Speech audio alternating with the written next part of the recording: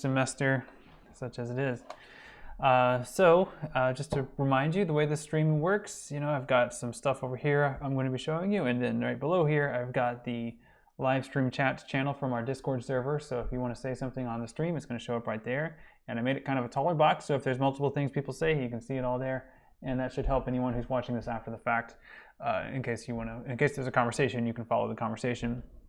I've also set it so it will, if you type something here, it'll fade out after a minute, so it won't be there forever. And that's probably a good thing.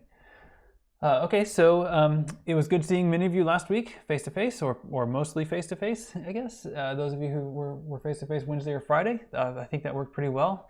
It's a little tricky having two different modes of the class running at the same time, I gotta say. I think it probably worked a little better on Wednesday, because on Wednesday, in this section, Waffle King Jr. Took the screen and shared your screen in Discord, so it made it easy for everyone to follow along. And I think having that goal-oriented activity to do it together, I think that helped. I think it went pretty well Friday too. It was an open-ended kind of discussion. So so I'm glad you had that conversation, but I think it might have gone a little better. I was gonna say, okay, yeah, I just saw Arrow27. I just saw that you shared a link, and I was hoping that's what that would be. So, but it is, yes, it is a special day. Yeah, indeed. I played that for my on the Kindle. I mean, on the Alexa for my kids while they were eating lunch, and they did not approve, but that's okay. It's a fun song. I watched the video, or the original video with Earth, Wind, and Fire, and they're just like having such a great time in that video. So I think that's a great song. Maybe I should have led with that song. I had that song by the Don't Stop the Rock. I had that beat in my head for some reason, so I thought it would be amusing to play that with some people square dancing. But I think Earth, Wind, and Fire would have been a good choice too. So you should all check that out on your own. All right. So today's topic is artificial intelligence and creativity, and I have several things prepared to help think about this topic. And this is part of Node 2, where we're looking at several things related to artificial intelligence. Specifically, we looked at ethics last week and race, two areas where AI has some interesting and possibly problematic applications. The applications in the context of creativity are hopefully less problematic, but interesting nonetheless. And so we'll talk about that. I'm going to show you some things. I've got, as you can see, a slideshow here that I will be taking you through. Section 1 had a lot of questions about kind of what to turn in for Node 1. It took me a while to put these slides together, and there's also a collab notebook that I'm going to show you by the end of the class today. Well, I'll just show it to you now, but I will be sharing it with you later. This is a little different than the collab notebooks that you did for Node 1, whereas the entirety of Node 1 was a collab notebook. For this group of things, I mean, we can call it a node, but it's in what Canvas calls a module, so it's several days worth of content. And I will be giving you this notebook in that context. I just need to kind of write up the standalone self-paced version of today's lecture in the Canvas format, and I will include this notebook along with that. This notebook is 2 self-contained ways of generating text using AI. So if it works, I say if it works because I haven't actually tested it yet.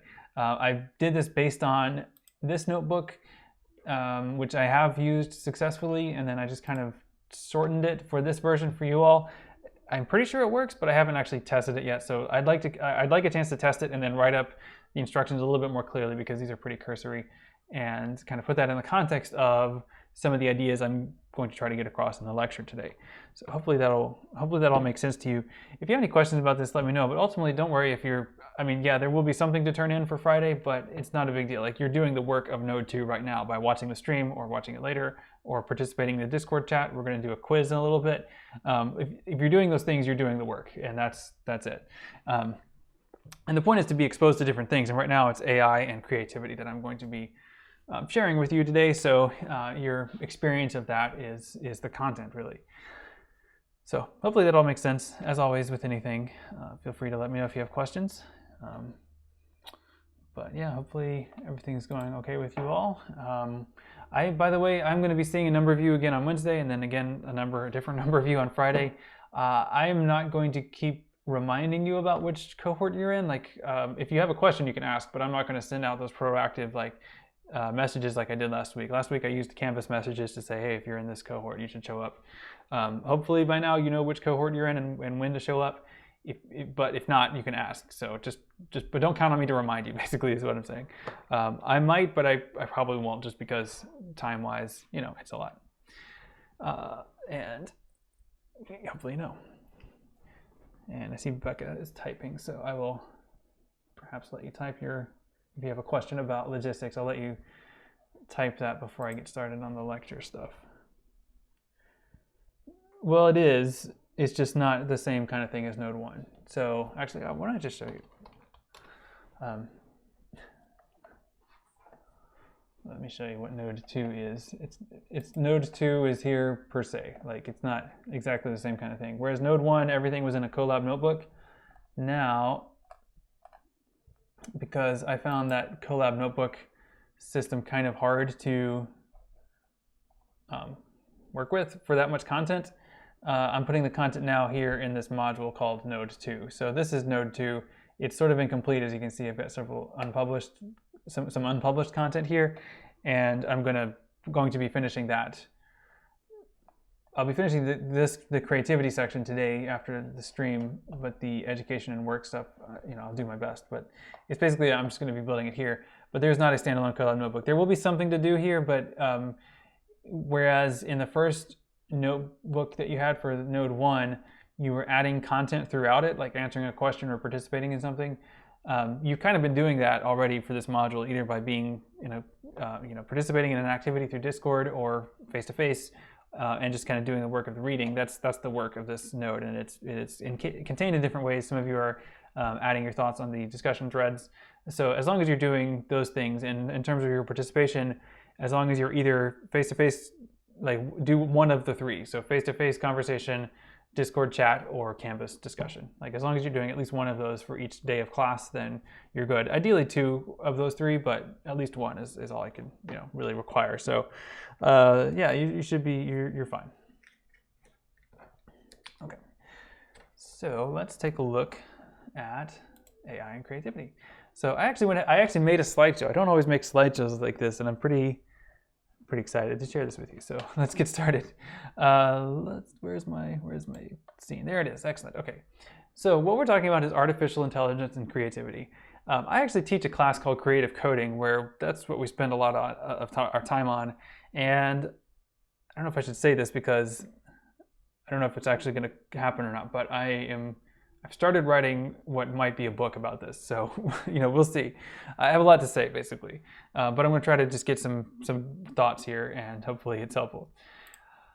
Okay, when we think about artificial intelligence and creativity, you see how small I am. I made myself really small so that you can see all my graphics and stuff. We probably think of humans and computers working together to make art, and I mean art here. I mean art in the general sense, so that could be literature, poetry, sculpture, music, collage, whatever. Like I just mean art in the general sense. We probably think of this intuitively, like humans, computers, we work together, we make something. And that's kind of true, but also a bit misleading. And I want to talk about why in this slideshow. So if we take that sort of arm wrestling meme as literal, then we might be led to think that it's a question of this continuum. So the idea that there's something on the one hand that's totally human generated art on the one hand, and that's its opposite is, I can't point. I need to adjust my settings here, but we could imagine the opposite being totally generated, computer-generated art. And it might be intuitive, therefore, to think of this as a continuum. Some things involve more computer work than others. Some things involve more human authorship. Notice my verb here, by the way. It's pretty common to use the word generated to talk about. Which way am I pointing? It's pretty common to use the word generated when you talk about what a computer does to create something. It's not as common to use that for what humans do, but I mean that to be the most generic word for creation possible. So it includes things like authoring, human authored, human painted, human sculpted. It's just a word for the act of creation. And so we could think of some things as being totally human, some things as being computer, and then a lot of things in between, maybe. And I'm proposing this as a thought problem, basically, because as you see, there are some issues with this once we start thinking about what it means. Okay, so let's think about different parts of this continuum. Somewhere on this, sort of towards the middle, but a little bit more human-sided, that's where I would put this idea of a Mad Libs style generator, where you have a template, and then part of that a sentence is a template, and then some part of that sentence is a blank, and then you fill in that blank with a random word. So if you've ever done Mad Libs, you read along and you say, I need an adverb. Your friend tells you an adverb and you write it in the spot, and then you go to the next spot and you say, well, I need a noun, and then your friend gives you a noun and you write the noun there. You read it back later and it sounds silly and it's hilarious. It's a lot of fun. You can write computer programs to do that. Tracery essentially does that, except it draws from established lists. Because it's a computer, you can make those really long lists, and you can produce some really interesting work. There's a link there to tracery.io, and if you want to, that link in the slide goes to tracery.io. It's fun to play with. There's a good tutorial that's linked from that website there. It's not on that website, but it's linked to it.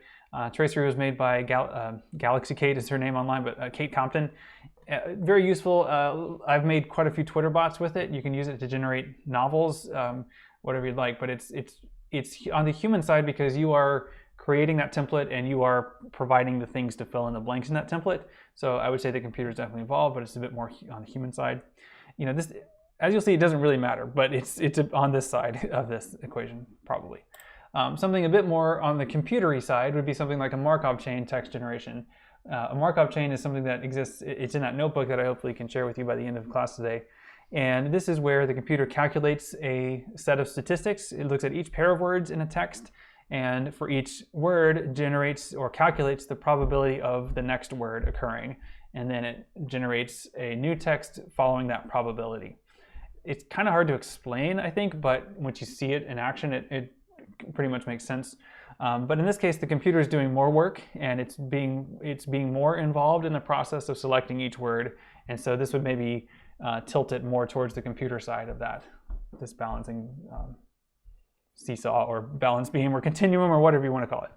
All right, so we could think of this in the context of images as well.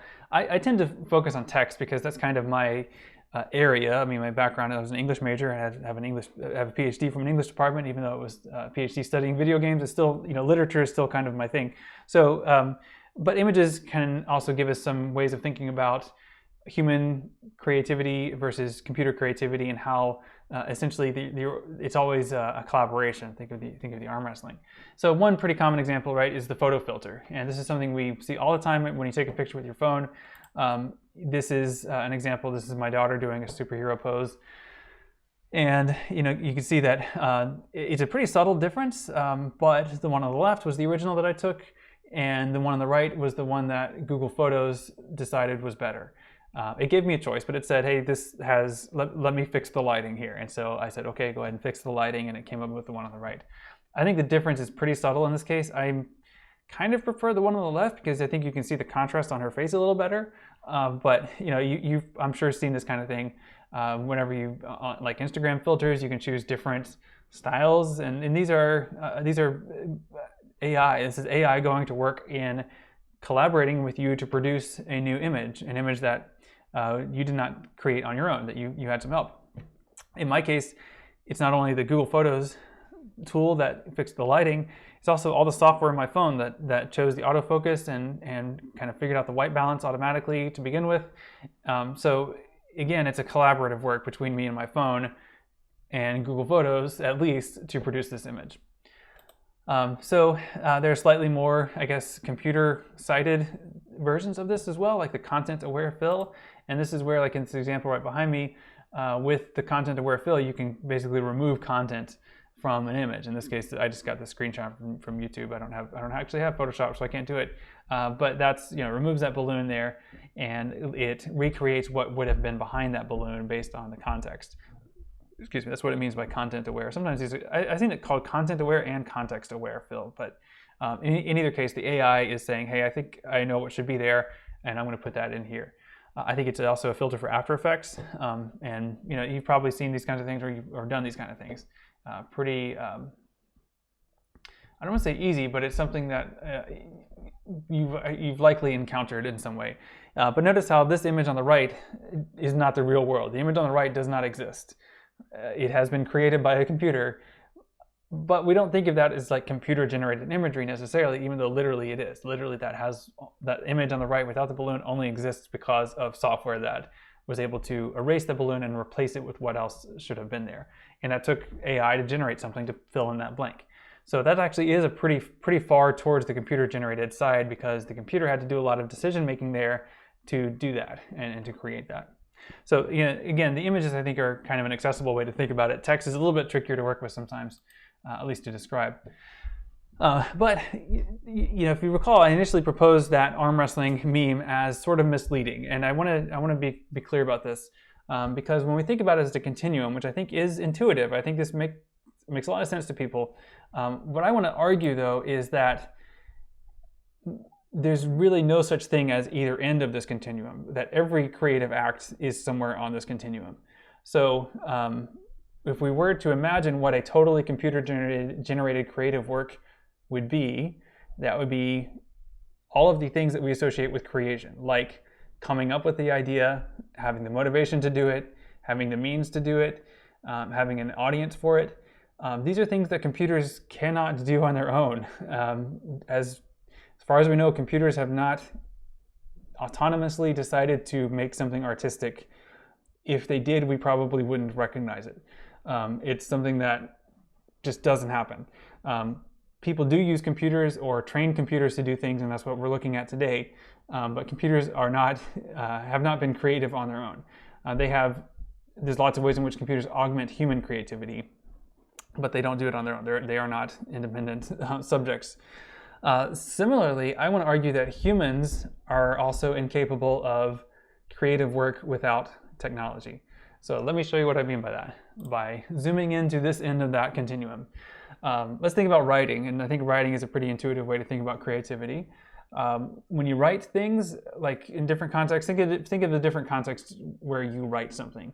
You might think of an essay, you might think of a tweet, maybe a text message, and email. These are all contexts where you might be presented with software that suggests the next word you should write, or suggests an entire phrase. Gmail and Outlook both do this, where if you send me an email, very often Outlook will say, hey, why don't you just make this your entire response? And I can click a button and just send it instantly. I have frequently found that those responses are unsatisfactory, and so I don't usually do that. But you've probably seen that too. At least you've probably seen, or you can set it up on your phone keyboard to do the predictive text thing. And if you've followed those predictions, then you have collaborated with software as an author, as a co-author of your tweets, and you've produced this work together. So I think that very clearly is an example of writing with a computer. Even something like spell check or Grammarly does the style check, right? So in this case, the word that you would have written has been replaced by the word that the computer knows is better because it's spelled correctly. And therefore, again, you're augmenting your creativity, your ideas, with a computer's ideas of what a correctly spelled word is. To go even further, a word processor. When you sit down and start typing a word processor or start typing an essay, there's lots of things about that format, about that the presentation of that document, that are very well tuned to helping you write an essay, that are tied to the genre of essay writing as we've come to know it. Things like headings and margins. It's based on the print document.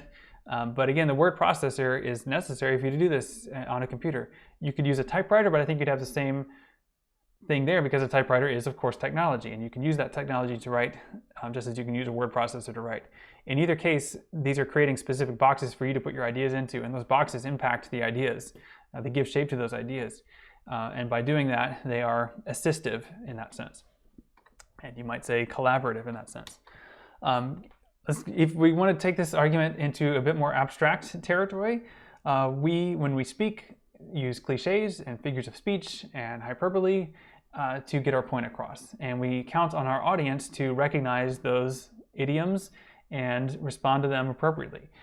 In other words, we have things that we've learned to say and tools of language that we've learned to use in order to accomplish our goals rhetorically or prosaically or whatever context we're writing in. Language itself is a tool. It's not something that we were born with. We had to learn it. We had to learn how to use it. We had to learn how to use it well. It is something that improves over time, that we can add to or innovate with by creating new words. And it is very much a technology. It's a technology for remembering things, for being able to tell somebody that something happened or that they need to do something. Language helps us as a species or as a society do things. Without it, we would not be able to do those things. So it is a technology that we are always participating in when we do this thing that we call writing. So when we think about this thing with humans and computers, where we are collaborating with humans, we are humans collaborating with computers, I would actually take this a step back and think about this idea of computers. So if we go back to language, like what is language? Language is a way for us to communicate with other people, and that's what's necessary for us to be able to communicate. That thing between us has to exist before we can talk to each other. But it's the talking to each other that makes a difference. I, in fact, am going to argue that what we think of as computers, whenever we try to get a computer to help us write something, we are really collaborating with other humans. And we're used to thinking of the computer, at least nominally, as a subject, like as a separate entity that collaborates with us or works with us, or as some kind of AI. But it's really software written by someone for some purpose. And in a lot of cases, the words that it's giving back to us to suggest to us are our own or someone else's words. It's all just built on that bigger computer of language that lets us do these things.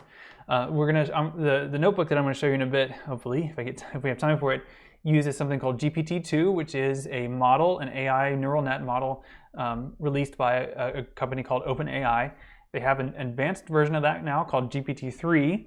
And what people have found with GPT-3 that's really creepy sometimes is that they will give it a prompt and say, okay, finish this story. Like, I'm going to give you a sentence and I want you to write the rest of the story. And it will write a story or some text that was written by the original, like the person running the program. Like, people will find that it gives them their own words back to them, which is really creepy in a way.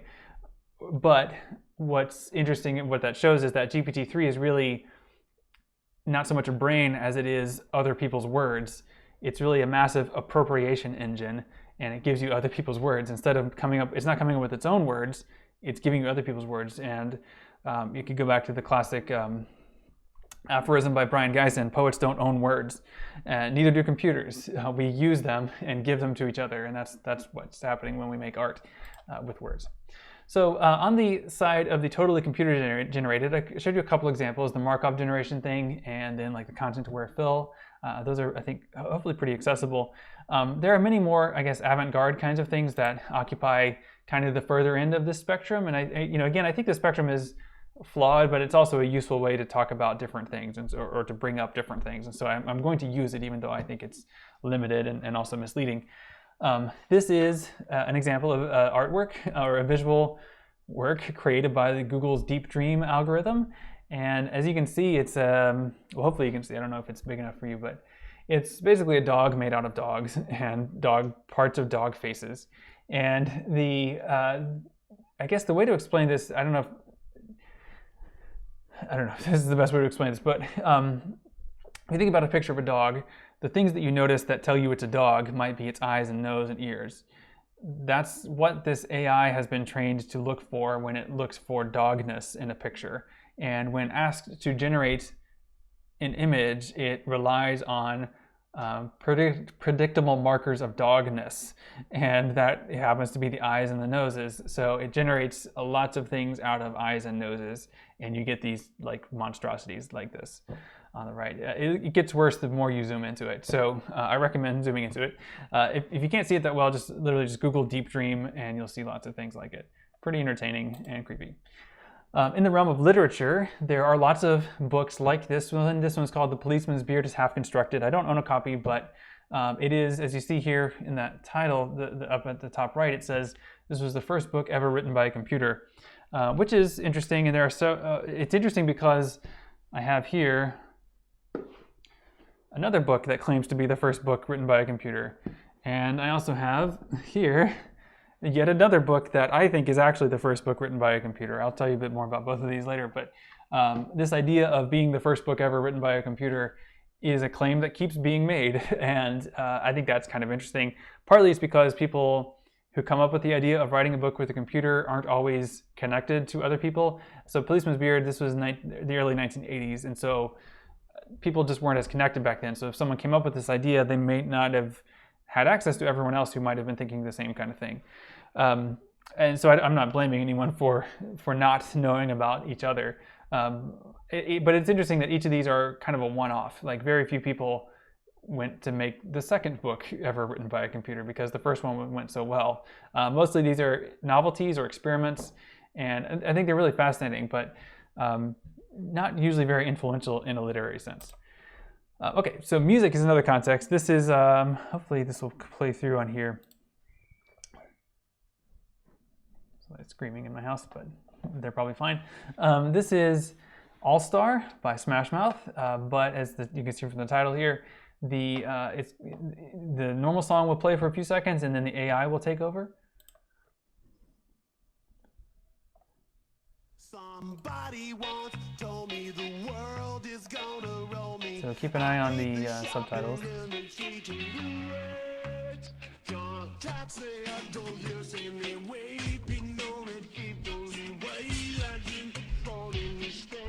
Somebody had some fun with the subtitles on this.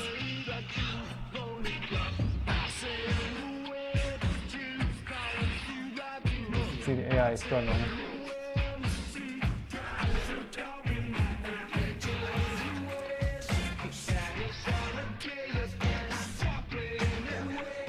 Sorry.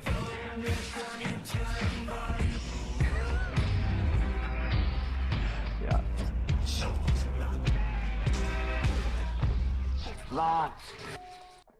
Yeah. Okay. So, I ran this last night with that song Seventh Element by Vitas, and it did. I don't have it on hand, but I mean, I can share it later if you're interested. But it did something similar where it starts off kind of reasonable or like a bad version of the original song, and then I don't know if you heard, but right at the end of that segment, it sounds like someone just loudly says the word lock. Mine did something similar where like the Vitas segment kind of wandered off into noise, and then it just turned into like someone shouting in Russian, and I was, or maybe it's not Russian, I don't know what it was. It just sounded like a person yelling, and it was really abrupt and weird. So that seems to be an artifact. This is also made by OpenAI, this tool that was used to generate this, and as you can see, the results are pretty weird. But that weirdness is sometimes the point, and that's what I wanted to kind of end with this segment with. Why use AI for creativity? I think sometimes just because is a good reason, or why not is a good reason. But I think another good reason is that these are cats. According to AI, these were generated by a generative adversarial network. It thinks these are cats. And if it thinks these are cats, then what does the self-driving car AI think I am when I walk on the road and it's driving? I think this is a way to help people understand the limitations of AI, and I think that's a good thing. I think understanding the limitations is good, and also being transparent about what the AI can and can't do. It turns out AI is very specialized. AI can do very specific things pretty well, but as soon as you start to shift that over a little bit, it's going to really struggle. And the generative adversarial networks like these can make these pseudo cats, and it is pretty happy with itself. It thinks these are good, but as you can see, there are certainly things wrong with these cats. That one on the top right always cracks me up with the neck, the super long, the giraffe neck, and then the weird little face on the end. So anyway, these are there's a lot more of these if you want to look at these kinds of things on AIweirdness.com, which is the blog by Janelle Shane. She's written the book in the middle here. Lots of great books about AI and creativity. I've read these two. So this one, sorry, I'm in front of the title, The Creativity Code by Marcus du Sautoy, and then You Look Like a Thing and I Love You. I recommend both of those books highly. More so the You Look Like a Thing and I Love You one. I have not actually read the one on the far right, but Margaret Bowden has been writing about AI and creativity since the 1970s, and really Marcus du Sautoy, he talks about a lot of contemporary examples, but his intellectual framework he just takes straight from Margaret Bowden. He gives her credit, he's not stealing it, but he's building off of it. So if you really want to go to the source, she does a great job of talking about, first of all, what is creativity? What are the kinds of human creativity we know about? And then what sorts of things are computers doing that are similar? And I think it's a good approach. I don't have time to go into it, but it's a good set of things, and lots of books, lots of other books too, but these are 3 that occurred to me. Okay, so as you can see here, I would like to now show you some examples of computer-generated work, AI and creative work, and I have a Kahoot set up where we can do this. So I'm going to switch my scene over here so I can run the Kahoot. So I did this, with the last section. Lag is a real concern, so I'm going to type a couple things here in Discord here.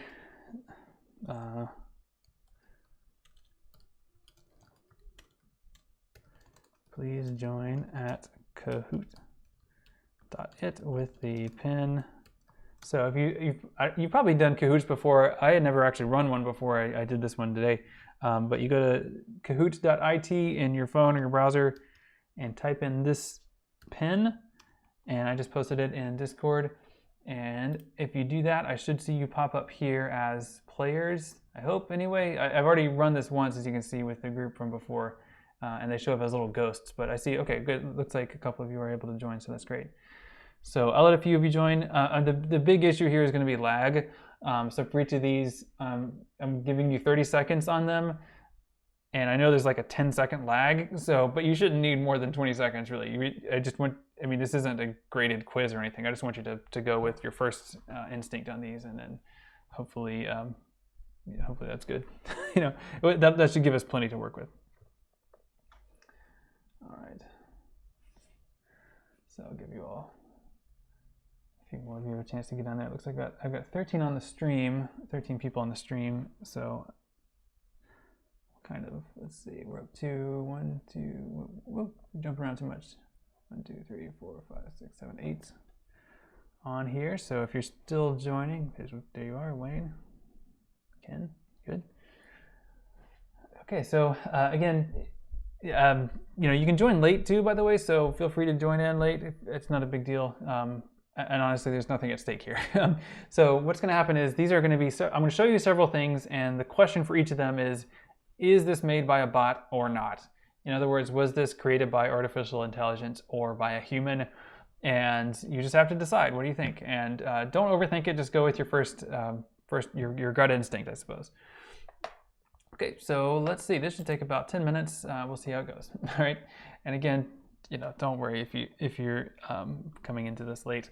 There is a standalone version of this quiz that Kahoot creates, and I'll share this later. So, okay, take a look at this image and decide, do you think this is a bot or not?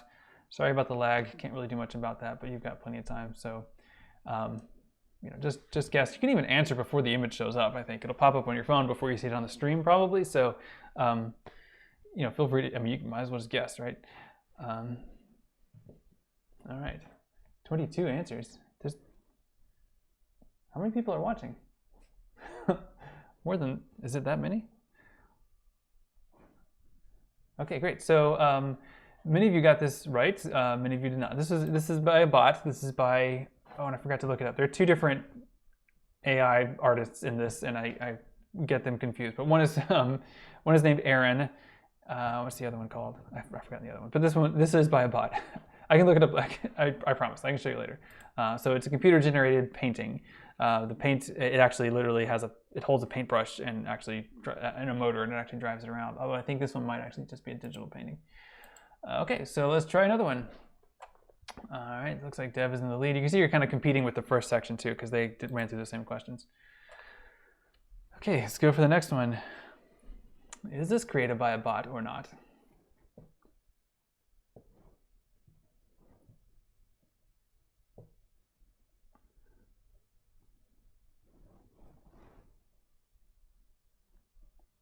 What if anybody's replaying from section 1?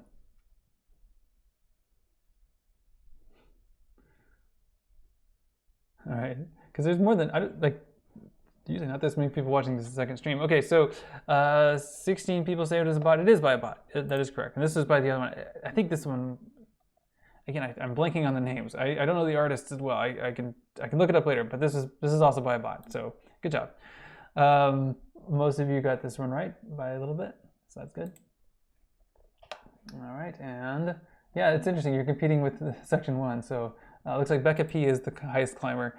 This scores you on your accuracy and your speed, so do your best with this. Okay, so is this generated by a bot or not? Some of you are answering almost immediately. I wonder if you're guessing before you can see it, which is fine.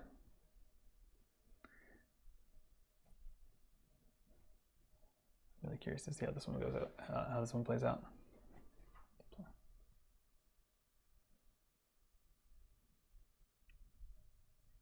Interesting. So many of you got this one wrong. This is actually created by a bot. This is, if you go to the website thispersondoesnotexist.com, that's where I got this image, generated by the same kind of algorithm that made those weird cats. Same algorithm made this face, and it's pretty convincing. That's what's interesting about it. All right, so looks like Rachel is still in the lead, but LG Perez is on your way up. So let's see. The clicking doesn't always work on these. Tell me about this one. Is this made by a bot or not?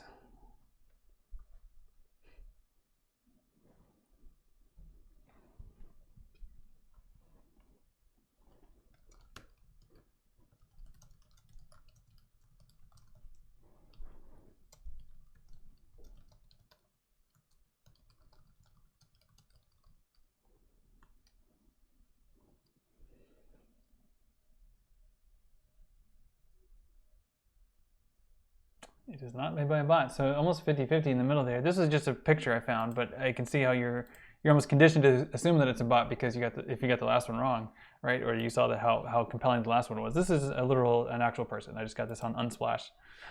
Okay, so moving on. LG Perez is on a streak, so good job. Okay, is this made by a bot or not? This work of art.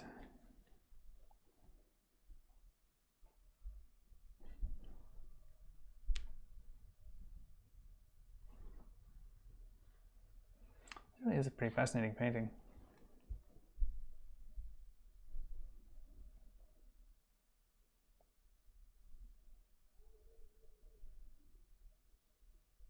Interesting. So about 50-50, or not 50, I mean more mixed, almost more like guessing, random guessing.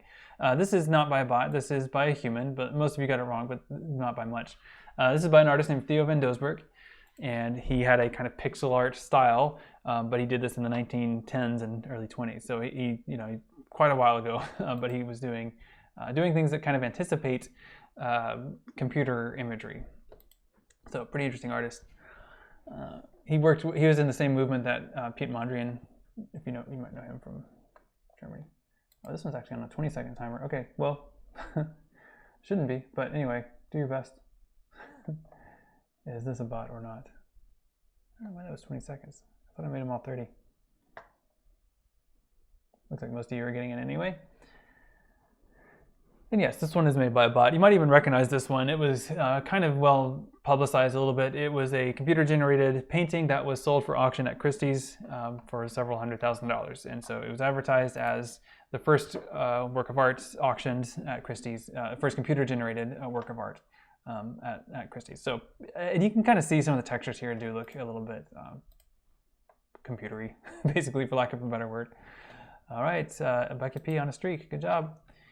Let's see how we're doing here. And you're still, interestingly, competing with section 1, but not quite getting there. Okay, bot or not? Did a bot make this or not? What do you think?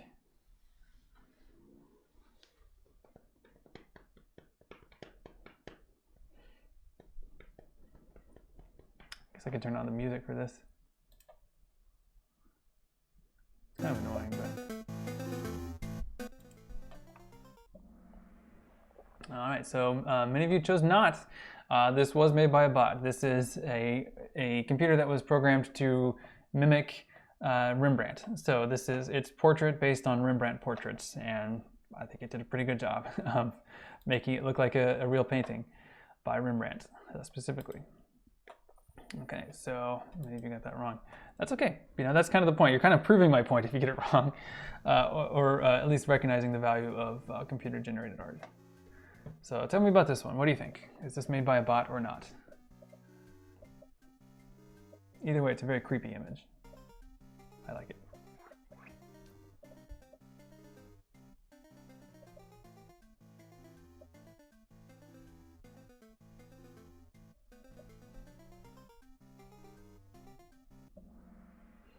Okay, many of you chose not. A little bit mixed, but yeah, that is by Arnold Schwarzenberg, who's a composer. Also, he did art, and he did this artwork, and I find it very creepy. So I kind of like it, so that's why I chose it. It's called The Red Gaze. Okay, so doing pretty well. At some point, I forget how many more artworks I have. Oh yeah, at least one more. So tell me about this artwork. Is this made by a bot or not? And then after this, I believe I think it's literature from this one on, from the next one on.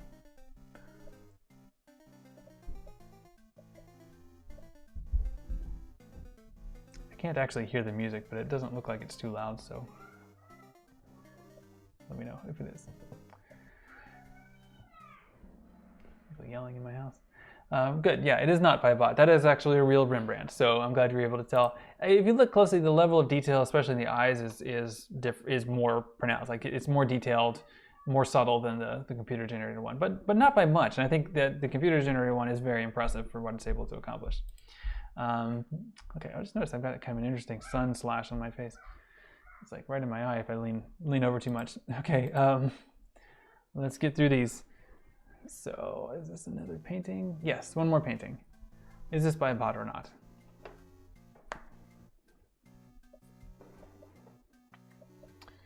I've got that song in my head still.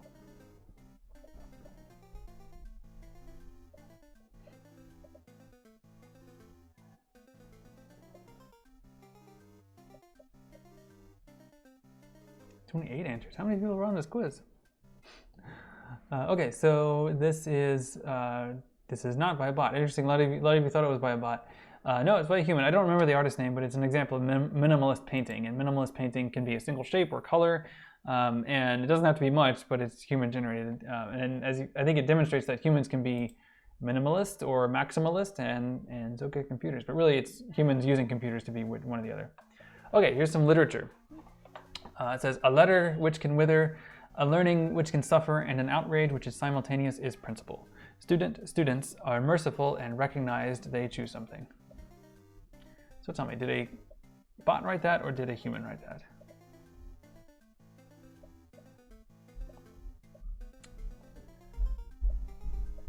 Seems like some of you are a bit slower on this one. Maybe you're hesitating, indecisive. Let's see. Interesting. Okay, so many of you chose it, suggested this was written by a bot. In fact, you are wrong. It was written by a human. That human's name is Gertrude Stein, and she wrote this. This is an excerpt from Tender Buttons. So she's a writer who was able to really break our expectations of language and sort of glitch the technology of language in ways that can be really surprising. And it's a testament to her skill that she's able to write this disruptively and make it sound, like a bot put it together, basically. So, yeah, maybe you got it wrong, but that's kind of, again, proving my point. So, and of course, there's nothing at stake here. And yeah, well, let me read this one. An eagle flies high; it flies higher than a seagull, but the crow wings rapidly from tree to bush to hedge. The same can be true of life and of death. Sometimes life flies high, sometimes death wings rapidly. Sometimes it is spoken that death wings from tree to bush to hedge. Sometimes it does not. So was that written by a bot or by a human?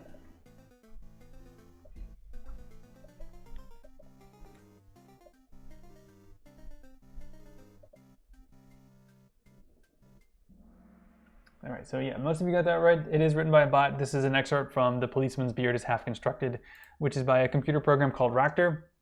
What this example demonstrates, though, is that the idea that it was written by a bot can be a little bit malleable in the sense that, as you'll see when you try to do it yourself, you can write a program that can generate lots and lots of output, but you choose the output that's good, and that's the output that you share with other people.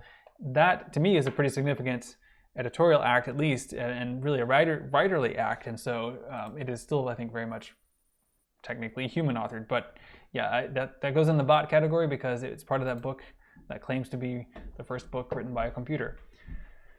Let's take a look at this one. How voice you that, nice sandy man? Not large Goodman is he, sandy nice. Ask him this 1 minute up throw inner lotus of his burly ear vomit. He dropped his basses to P flat, and for that he was laughed and then baited the whole gamut. Lunaseed, martyrdeed, mad wake me Herculist, Judas, Paraskivimenist, Lurdogged, and Nita tell you, Falskrindied. Is this human or bot? Bot or not? It is not. Yeah. So good. Yeah, a lot of you got that right. You might even recognize the author if you are an English major, perhaps, or you just are interested in literature. That is James Joyce. That's an excerpt from Finnegan's Wake, where he does a lot to invent words and make up his own language. But it's, as you can see, especially when someone reads it out loud. Oh, good job, W. Clever. You're back in the game. I think Finnegan's Wake makes a lot more sense when you hear someone read it out loud. I think it's reading with your eyes. It is very difficult.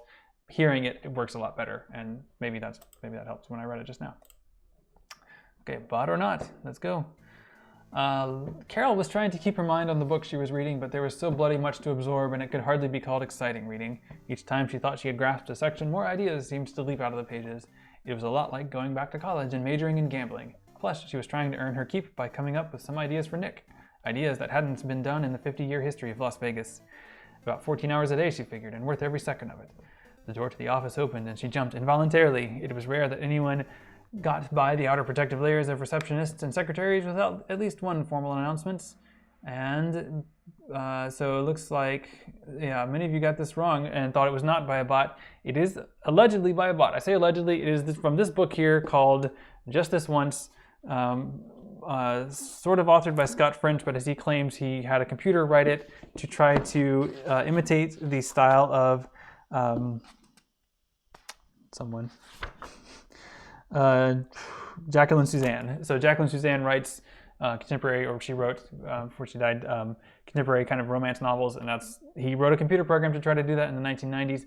I say allegedly because I have not found any documentation that explains his method, and so I'm a little skeptical. I think he could have made up the whole story about the computer. But especially when you read it, it sounds a lot more coherent than anything else from that time period. So I'm iffy on that one. But he claimed it was by a bot. Okay, so here's another one. This might be the last one, or maybe, no, I think there's one more. Yeah. Bot or not. I reach for it over here.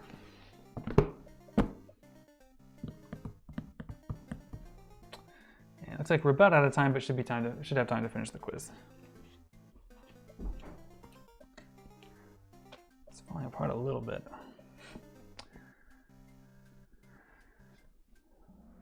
All right, so kind of 50-50, interesting. This is the book that's an excerpt from, and this is, let's see if I can find it. Yeah, I'll just hold up a page of it. This is a book called A Million Random Digits with 100,000 Normal Deviates, published by the Rand Corporation, and I believe it is computer generated. So these are computer generated random numbers useful for the purposes of statistical computing, published in 1955. This is the first edition, kind of rare and valuable actually. I got it loaned from the library. But this is definitely a collector's item. If you can get a first edition copy, you should hang on to it. But it's an interesting artifact in computing history and definitely computer generated. Okay, moving on. And also, I could imagine a literary work that only existed with numbers, but it would be kind of pretty avant-garde and unusual, right? It was 6 minutes past midnight with a stream of cardboard stairs a slide down the street. The time was 6 minutes past midnight, and the gap was still a little brown, and a gray sail was black and spread out to the parquet wall. Is this by a bot or not?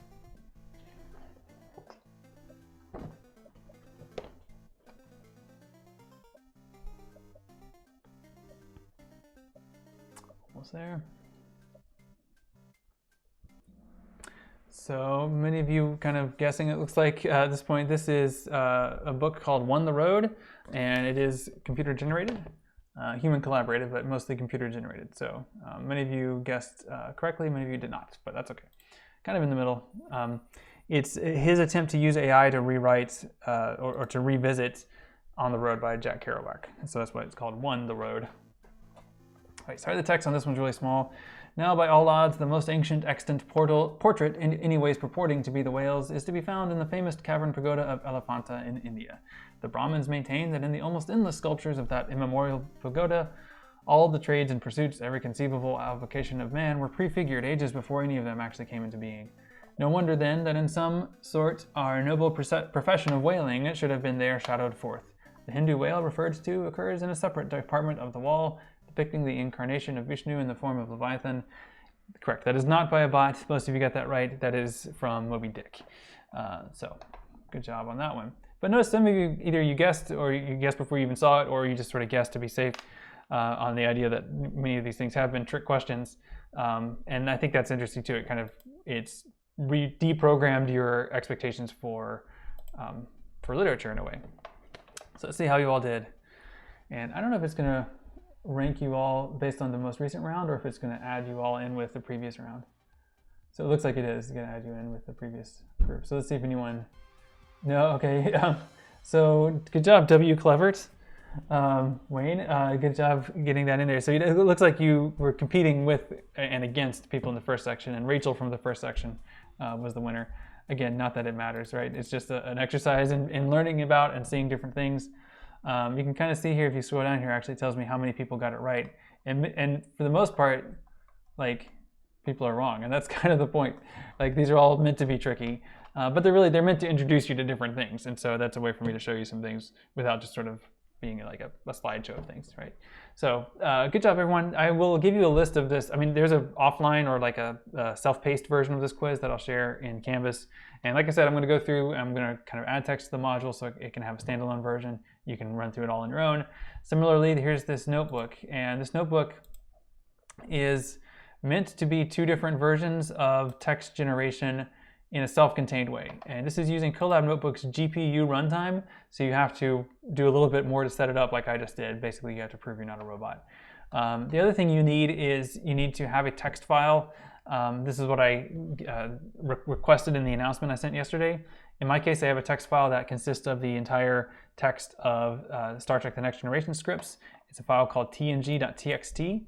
And so what I did, what you should do, is upload it to this. You notice how you click on the little folder on the left, and then you click this upload thing, and then you upload it that way. The instructions are in the notebook, and hopefully it's something you can follow along on your own. These are kind of short instructions that I've written, so I want to spend a little bit more time with this before I share it with you. So I have not sent you this yet. If you're wondering where this is, it's nowhere yet. Give me a chance to test it, because I put this together I finished putting it together right before section 1. I think it will work. I'm pretty sure it will. I'd like to test it before I share it with you, and so I'm going to do that actually now. As soon as I wrap up the stream, I'm going to write up kind of the instructions and information for people doing things asynchronously.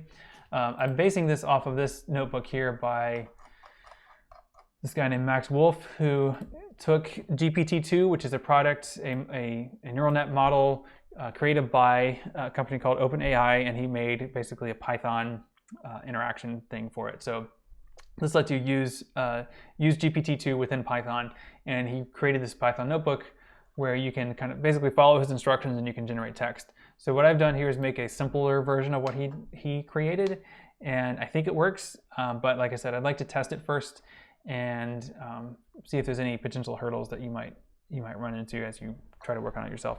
So I want to make sure to clear those if I can. But I did, I succeeded in using Max Wolf's version, and I was very pleased with the results. So I'm optimistic that you will be as well. So here's a script. I have it generating now. I found this really uncanny. One of the runs I did, let's see, maybe it's down here. Yeah, you can see a lot of errors, but that's not a big deal. Yeah, maybe it's a different notebook, but one of the runs I did had it. Nope, okay. Who is this? Oh yeah, this is his original, okay. But it's, yeah, anyway, one of the runs I did had it seemed almost self-aware, like it explained to itself. It explained to me that it was a computer-generated work, and I thought that was pretty creepy, actually. So anyway, I will give you instructions with this later, but thanks for watching, everyone. I'm going to wrap it up here because it's getting kind of long. But thanks for doing the quiz. That was fun. I think that worked. Thanks for watching. Hope it was interesting and educational as it's meant to be. So, all right, well, I will see some of you face-to-face on Wednesday. We'll be talking about AI and education, and then on Friday we'll be talking about AI and work, maybe. But I'm kind of putting this together as we go based on drawing on different material that I have, so hopefully it works, and yeah, we continue to be patient with this way of doing things. So yeah, have a good afternoon. If you have any questions, concerns, comments, or anything else, let me know. I'll be online for a while as I put this together in Canvas. So stay tuned for that. I'll send an announcement when that's ready. Okay. Well, I'll see you later. Have a good afternoon.